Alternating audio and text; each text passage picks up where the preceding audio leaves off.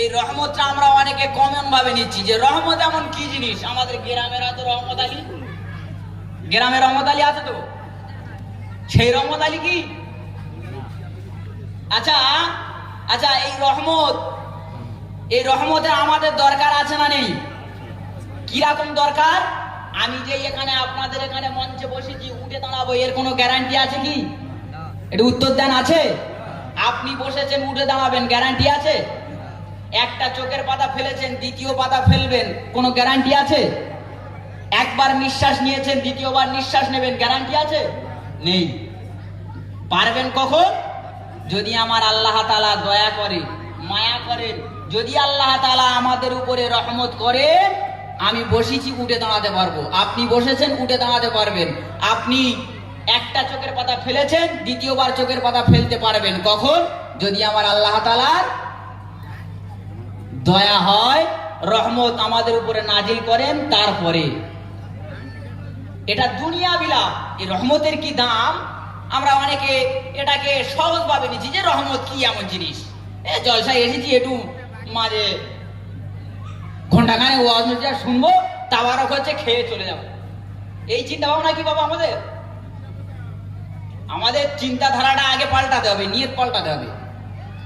আসবো, বসবো, রাসূলুল্লাহর হাদিস, আল্লাহ পাকের বাণী, কোরআন শুনবো, ইখলাসের সঙ্গে শুনবো, হেদায়েতের নিয়তে আসবো, শোনার পর আমল করব, এটাই হবে আমাদের নিয়ত। কিছু কিছু জিনিস আমাদেরকে জেনে নিতে হবে। এই রহমত কি এমন জিনিস? রহমত আমাদের কখন দরকার? আপনি দুনিয়ায় চলাফেরা করবেন, প্রতিটা সেকেন্ডে আল্লাহর রহমতের দরকার। এটা দুনিয়ায়। আর পরকালেও আল্লাহর কি রহমত? হাসরের ময়দানে একজন আবেদ আল্লাহর আদালতে দাঁড়িয়ে যাবে। খুব ভালো করে খেয়াল করবেন। আমি আপনাদের সম্মুখে এই যে বয়ানগুলো করছি, এগুলো গুরুত্ব দিয়ে শুনতে হবে বাবা। যদি একটা কথা শুনি আর একটা শুনবো না, তাহলে কিন্তু আমরা বিপদে পড়ে যাব। একজন হকার, প্রথমে আমি আপনাদের একটু পজিশনটা একটু তৈরি করে নিই, নইলে আপনারা বুঝতে পারবেন না, মনে মনে করবেন কি হচ্ছে, আর বললো বক্তা আর আমরা শুধু শুনলাম। একজন হকার ট্রেনে উঠেছে, উঠে সে হাঁটছে, তরকারি রুটি, আর একজন ব্যক্তি দূরে সফর করবে, তো ওই ট্রেনে উঠে ও ঘুমিয়ে পড়েছে। ঘুম যেই ভেঙে গিয়েছে, হঠাৎ করে দেখে একজন হকার উঠে হাঁটছে, তরকারি রুটি। ও বলছে, ভাই আমার কিছু দাও, দিন খাই। বলে ও ওই তরকারি রুটি দম করে খেয়ে নিয়েছে। তো দেখবেন দুনিয়ার বুকে যখন কোনো মানুষ ভাউ জিনিস পায় না, আল্লাহর শুকরিয়া আদায়টা বেশি বেশি করে। তো ও খেয়ে দিয়ে নে, এইবারে বলছে, যাক আলহামদুলিল্লাহ, আল্লাহ দুটো খাইয়ে নিয়েছে, এবার সুস্থভাবে যেতে পারবো। হকার তখন বলছে, ভাই তুমি শুকরিয়া আদায় করছো, ভালো জিনিস আরো করবে, কিন্তু আমাকে ছেড়ে দাও, আমি তো আবার পরের বগিতে যাব। তা বলছে, ছেড়ে দাও মানে কি, তোমার আমি ধরে রেখিস নাকি? বলছে, কেন, তুমি তরকারি রুটি খেলে, তার পয়সাটা দাও, আমি চলে যাব। বলছে, শোনো, তোমার কি মাথা পত্র খারাপ? তুমি তো হাঁকলে সরকারি রুটি, আর আমি সরকারি রুটি ভেবে খেয়েছি, আমার কাছে তো একটা টাকা নেই। বলছে, তোমার পিঠি চামড়া তুলে দেওয়া দরকার, কারণ আমি হেঁকেছি তরকারি রুটি আর তুমি শুনেছো সরকারি রুটি। আমি আপনাদের একটা হাসির খোরাক দিলাম, ভাববেন না। প্রতিটা কথা আমাদের গুরুত্ব দিয়ে শুনতে হবে বাবা, তারপরে আমরা বুঝতে পারবো এবং ওই মতো আমল করতে পারবো। আর যদি একটা কথা শুনবো আর একটা শুনবো না, ভুল শুনবো, ভুল শোনার কারণে ভুল আমল করবো। এজন্য খুব গভীরভাবে শ্রবণ করতে হবে। হাসরের ময়দানে একজন আবেদ 500 বছর ইবাদত করে আল্লাহর আদালতে দাঁড়িয়ে যাবে। এই রহমতের কি দাম আমি আপনাদের কাছে একটু বর্ণনা দিচ্ছি। মুসলমান ভাইরা আমার, ও জওয়ানেরা, যুবকেরা, ও মায়েরা, বোনেরা, বেটিরা, খুব ভালো করে খেয়াল করেন, দিলের কানটা লাগায়া শোনেন। আল্লাহ তাআলার আবেদ 500 বছর ইবাদত করেন, আল্লাহ তাআলার আদালতের সামনে দাঁড়িয়ে যাবেন। আল্লাহকে ডাক দিয়ে বলবেন, ও মালিক, আয় আল্লাহ, আপনি আমাকে 500 বছর হায়াত দিয়েছিলেন, 500 বছর আমাকে হায়াত দিয়েছিলেন মাবুদ। এই 500 বছর ধরে দুনিয়ার বুকে আমি আল্লাহ সংসারের মায়া করিনি গো মাবুদ, বিবির মায়া করিনি গো আল্লাহ, সন্তানের মায়া করিনি গো মাবুদ, টাকা পয়সার মহব্বত করিনি, আয় আল্লাহ জমি জায়গার মহব্বত করিনি গো মাবুদ।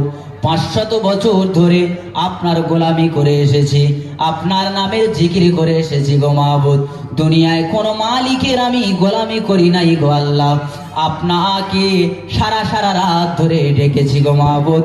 এই 500 বছর ইবাদত করে আসলাম, আপনি আপনার দয়ার জান্নাত আমাকে দিয়ে দেন। কত বছর ইবাদত? এটা উত্তর দেন, কত বছর? 500 বছর। এই দেখেন এই জায়গাগুলো না একটু হ্যাঁ হুম সুবহানাল্লাহ আলহামদুলিল্লাহ এগুলো আমাদের বলতে হবে। বললে আপনার শোনার মধ্যে একটা মহব্বত তৈরি হবে, বক্তা যে বলবে তারও একটা জোশ বাড়বে। আমাদের ইন্ডিয়ার শ্রোতার কাছে যত বক্তা আছে, যত বড় বক্তা আসুক, সে কিন্তু ঘায়েল হয়ে পড়বে। কেন বলেন দিন? শ্রোতাগুলো একবারে বোবার মতো মোরা মানুষ হয়ে বসে থাকে। আর দেখবেন ওই বাংলাদেশে যারা বক্তা ওয়াজ করে, বক্তা কোথায় সুবহানাল্লাহ, কোথায় আলহামদুলিল্লাহ, কোথায় হ্যাঁ, কোথায় না, কোথায় জি, এসব কিছু বক্তা না বলার আগেই শ্রোতারা বলে ফেলে। এজন্য ওই দেশের এই মাহফিলদের মধ্যে বক্তা এবং শ্রোতা উভয়ের একটা জোশ এসে যায়। দেখবেন আপনারা যারা নেট মাধ্যমে যারা থাকেন দেখবেন এগুলো হয়। এজন্য মাঝে মাঝে একটু উত্তর দেবেন, ভালো লাগবে। কত বছরের ইবাদত কথা বললাম? 500 বছর। আল্লাহ তাআলা ওই সময় মালাইকা ফারিস্তাকে ডাক দিয়ে বলবেন, ও আমার মালাইকা ফারিস্তা, এই বান্দাটার একটু সামনের দিকে নিয়ে যাও। আল্লাহর বান্দার যখন সামনের দিকে নিয়ে যাওয়া হবে বাবা, জাহান্নামের আগুনের গরম যে একটা হাওয়া আল্লাহর বান্দার গায়ের মধ্যে লাগবে বাবা। আল্লাহর বান্দার জিহ্বা শুকিয়ে যাবে। আল্লাহর বান্দা ওই সময় পানি পানি পানি করে চিৎকার করতে থাকবে। আল্লাহর মালাইকা ফারিস্তা জিবরাইল আলাইহিস সালাতু ওয়াস সালাম এক গ্লাস পানি নিয়ে এসে আল্লাহর বান্দাকে ডাক দিয়ে বলবেন, এরে বান্দা ভালো করে শুনে নাও, এই এক গ্লাস পানি যদি তুমি পান করতে চাও, এই এক গ্লাস পানি তোমাকে এমনিতে দেওয়া যাবে না। এক গ্লাস পানির বিনিময় তোমাকে 500 বছরের ইবাদত দিতে হবে। মুসলমান ভাইরা আমার, ও জনেরা, যুবকেরা, ও মায়েরা, বোনেরা, বেটিরা, ও আমার মুসলমান যুবক জওয়ানেরা, খুব ভালো করে খেয়াল করেন। আল্লাহর বান্দা যখন এক গ্লাস পানি পান করার ইচ্ছা হবে, আল্লাহর বান্দা ওই সময় বলবেন, ও আল্লাহর মালাইকা ফারিস্তা, ইবাদত লাগলে আমি পরে করে নেব, এই মুহূর্তে আমার জিহ্বা শুকিয়ে যাচ্ছে, আমার গালের মধ্যে কোনো থুতু নাই, আমার এই মুহূর্তে পানির প্রয়োজন, আমাকে পানি দাও। আর এক গ্লাস পানির বিনিময়ে তুমি 500 বছরের ইবাদত নিয়ে যাও। আল্লাহর বান্দাকে এক গ্লাস পানি দেওয়া হবে 500 বছরের ইবাদতের বিনিময়ে। মুসলমান ভাইরা আবার দিলের কানটা লাগায় শোনেন, আল্লাহর রহমতের কত দাম। বান্দা এক গ্লাস পানি পান করার পর তার পিপাসা মিটবে না বাবা, পুনরায় আবার পানি পানি পানি পানি করে চিৎকার করবে। আল্লাহর মালাইকা ফারিস্তা জিবরাইল আলাইহিস সালাতু ওয়াস সালাম পুনরায় আরো এক গ্লাস পানি নিয়ে এসে আল্লাহর বান্দাকে ডাক দিয়ে বলবে, রে বান্দা, দ্বিতীয়বার যদি আরো এক গ্লাস পানি পান করতে চাও, তোমাকে এমনিতে দেওয়া যাবে না, দ্বিতীয়বারের মতো তোমাকে আরো 500 বছরের ইবাদত দিতে হবে। আল্লাহর বান্দা ওই সময় ডাক দিয়ে বলবেন, আল্লাহর বান্দা নিজের ভুলটা বুঝতে পেরে যাবেন। ওই সময় আল্লাহর কুদরতি কদমে সিজদায় পড়ে যাবেন। সিজদাতে গিয়ে ডাক দিয়ে বলবেন, ও মালিক,